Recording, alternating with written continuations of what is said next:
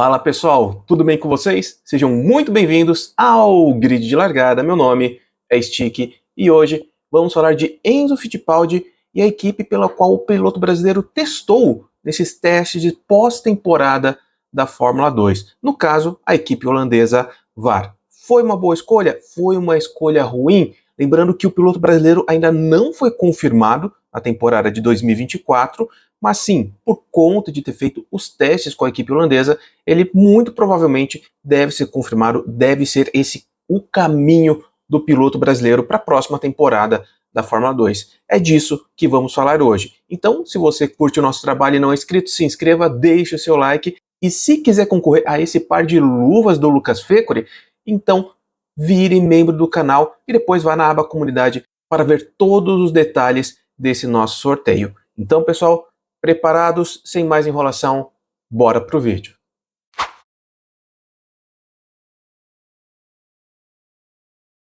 A princípio, uma coisa que me deixa muito incomodado nesse meio é ver que muitas pessoas acham que para você chegar à Fórmula 1 só existe um caminho, só existe uma via. Mas nós sabemos que nesse esporte existem muitas variáveis.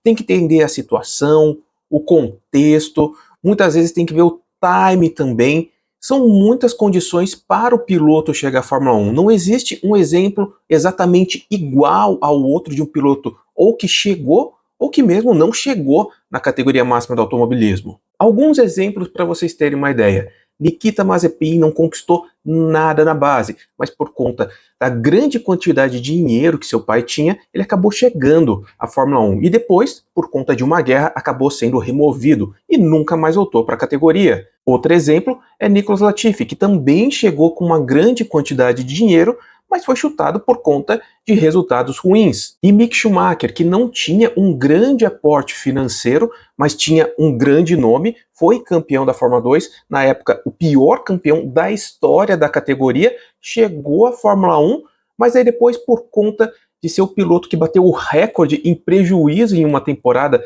pelo menos na época recente da Fórmula 1, acabou sendo mandado embora. Da mesma forma, Logan Sargent entrou na Fórmula 1, não com grandes resultados na Fórmula 2, inclusive perdeu para o próprio companheiro e agora teve o contrato renovado, mesmo causando prejuízo do tamanho que o Mick Schumacher causava. E o que falar de Yuki Tsunoda? Não ganhou a Fórmula 2, não ganhou a Fórmula 3, mas chegou com o apoio da Honda, não tinha grana também para poder fazer a sua carreira, mas mesmo assim chegou na Fórmula 1 e se mantém até hoje na categoria, inclusive com destaque. Podemos também dar alguns exemplos do passado. Niki Lauda nunca conquistou um grande resultado na categoria de base, mas conseguiu chegar à Fórmula 1 e se destacar depois pela Ferrari. Também temos Pastor Maldonado, que foi campeão no seu 4º ano de GP2 e conseguiu chegar à Fórmula 1. Mesmo que ele tivesse dinheiro, será que ele não teria conseguido essa vaga antes por conta do dinheiro? Ele foi preterido na época. Como vocês puderam ver, eu trouxe aqui vários exemplos diferentes. E claro, a gente pode sim discutir a respeito de todos eles. Pode falar a questão da época em que eles conseguiram, que mudou depois mais para frente, ou era muito diferente do passado.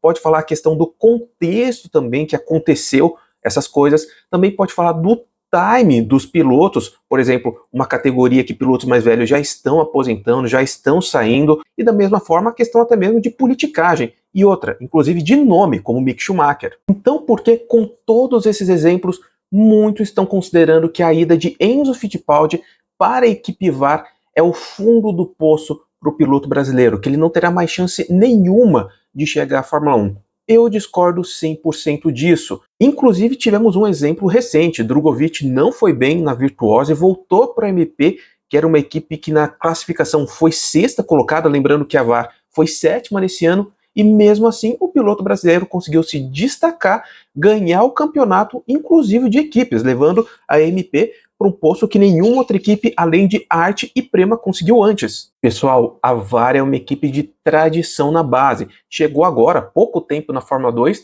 mas ela tem o pensamento de ser equipe grande e ela vem evoluindo. E se nisso a gente incluir que Enzo Fittipaldi terá seu engenheiro na Charoz, outra variável positiva a favor do piloto brasileiro, então sim, podemos acreditar que ele pode alcançar bons resultados na temporada de 2024. Boa, Stick, perfeito. Então eu vou sim acreditar no Enzo Fittipaldi. A VAR vai crescer nessa temporada como tem crescido nos últimos anos.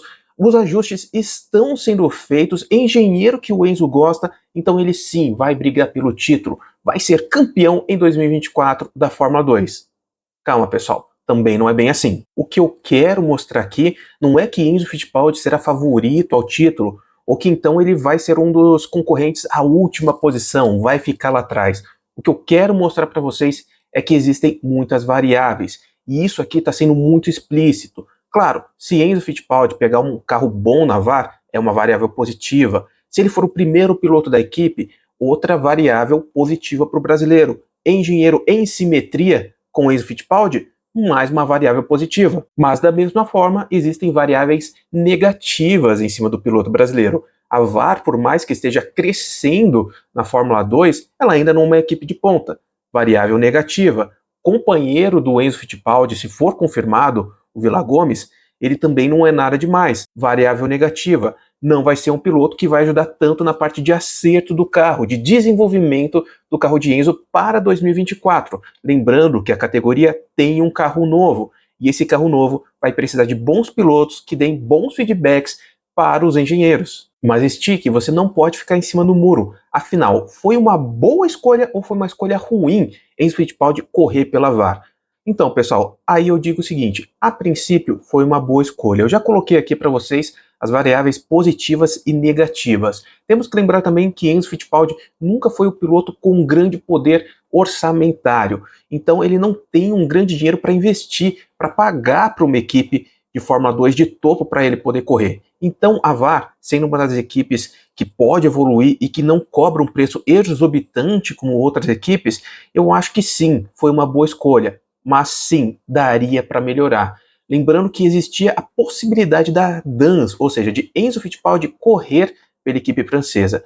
E como ele ainda não foi confirmado na VAR, se ele ainda resta alguma negociação ali com a equipe francesa, eu acredito que se ele for para essa, ele terá mais recursos, ele terá uma estrutura melhor que a da VAR. A DAN, sim, é um carro que, por mais que não seja o melhor da Fórmula 2, é um carro que tem mais condições que o carro da VAR. E se Enzo Fittipaldi levar, por exemplo, seu engenheiro para lá, ele terá uma baita de uma estrutura e, com certeza, um companheiro de equipe bem melhor que o Vila Gomes. Mas o que realmente deve acontecer é que Enzo Fittipaldi deva mesmo correr pela VAR na próxima temporada. Com isso, o piloto brasileiro terá que fazer uma temporada perfeita na Fórmula 2, caso queira chegar na Fórmula 1 em 2025. O trabalho de Enzo Fittipaldi é duro, é difícil, a gente sabe que o automobilismo não perdoa, ele já está em seu terceiro ano de Fórmula 2, ele terá sim que fazer uma temporada muito similar, ou até mesmo melhor, a que Drugovich fez em 2022. Enzo Fittipaldi tem algumas vantagens, tem um nome poderoso, ele engaja, mas tem as desvantagens.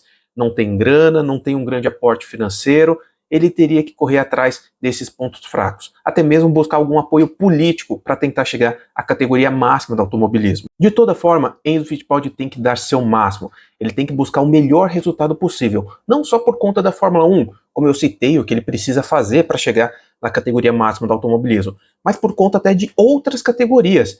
Enzo Fittipaldi, lembre-se, testou na Indy nesse final de ano. Ele pode sim no futuro correr ao lado do irmão. Ele abriu portas com esse teste, fez contatos, o pessoal gostou dele. Também na Fórmula E, ele foi em uma equipe, não sei se o teste foi em pista ou foi em simulador, mas ele fez algo lá também. Ou seja, o piloto brasileiro está abrindo os horizontes, já está visualizando novas possibilidades caso não chegue na Fórmula 1. Então, para Enzo Fittipaldi, é uma temporada decisiva, não apenas por conta da Fórmula 1, mas para definir o seu futuro no automobilismo, definir a sua vida profissional em 2025. Pessoalmente, eu acho que Enzo Fittipaldi vai sim surpreender nessa temporada, vai conquistar um grande resultado e, por que não, conseguir através ali talvez de politicagem, através de um patrocinador forte, através inclusive do nome, conseguir chegar à Fórmula 1. Como eu disse, são várias variáveis e tudo é possível nesse esporte. Mas e vocês?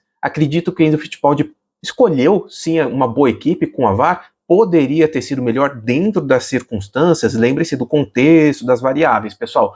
Digam aí nos comentários. Quero saber a sua opinião. Lembrando que se vocês quiserem apoiar os pilotos brasileiros da base, então venham com a gente. Se posicione você também no grid de largada. Um grande abraço, pessoal, e até mais.